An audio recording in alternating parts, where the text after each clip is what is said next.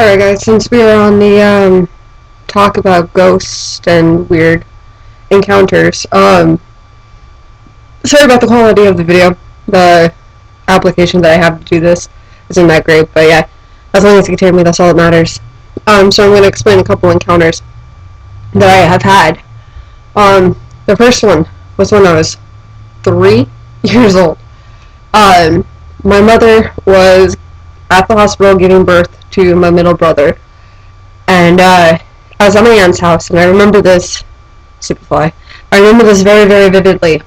I come running out of the bedroom where I was sleeping at, screaming down the hallway, "My mom's dead, my mom's dead, my mom's dead." My aunt's sitting there trying to calm me down, and when she finally was able to, she said about 5 to 10 minutes later she got a call from my grandmother stating that my mother had passed. I don't know how, I was capable at 3 years old and still being able to recall it. But, so, the next one is, about my father. It was 13 days before my 15th birthday. I was over at my friend, at the time, Jenny's house, and I had this dream, very, very vividly, to this day. It was absolutely beautiful. It had cobblestones, old Victorian houses, big, huge water structure in the center, and my youngest brother at the time was in kindergarten. In my dream, I guess the last memory I recall as being a family was when my youngest brother was still in a stroller. So, there's some time gap there. But, yeah, so we're at this family outing. It's me and my stepmom, my dad, my brother, and myself, or my 2 brothers and myself. And all of a sudden my dream goes, and fast forward, I see red and blue flashing lights, and someone's gone.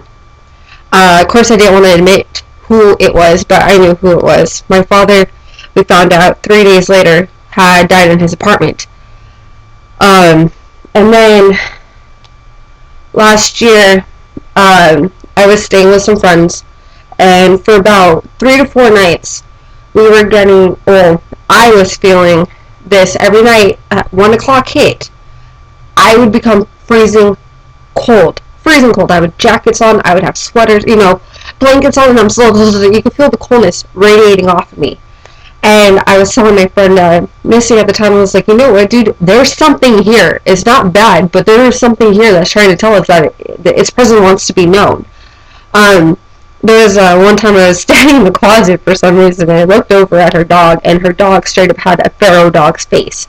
I had to, shake my head and what the hell was going on, and after the 4th night, I was like, screw this, I'm tired of feeling this. And so I went to bed before 1 o'clock. Sure as shit, I had this dream, quote unquote. This guy, George, George, had contacted me to let me know that he was there watching over Misty and letting her know that he was her protector. So I wake up out of this dream. I tell her, she's in a frenzy. She's like, dude, how do you even know about George? I was like, he contacted me in my sleep.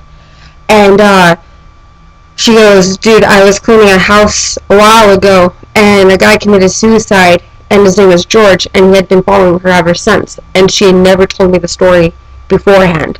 And so she was freaking out about that.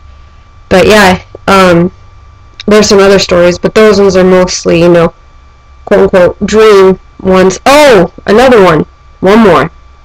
When I was a kid, I used to have really bad nightmares about the ground we walk on every day becoming like waves. Very, very unstable, just exactly like waves rolling into the ocean.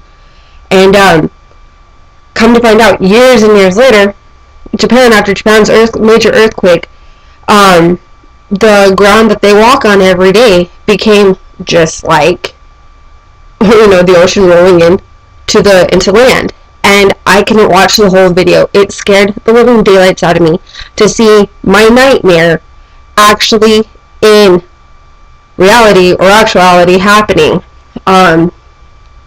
So I don't know if these are premonitions or what. But yeah, there's some other crazy stories, but those are just regarding dreams. If you guys have any input, comment below.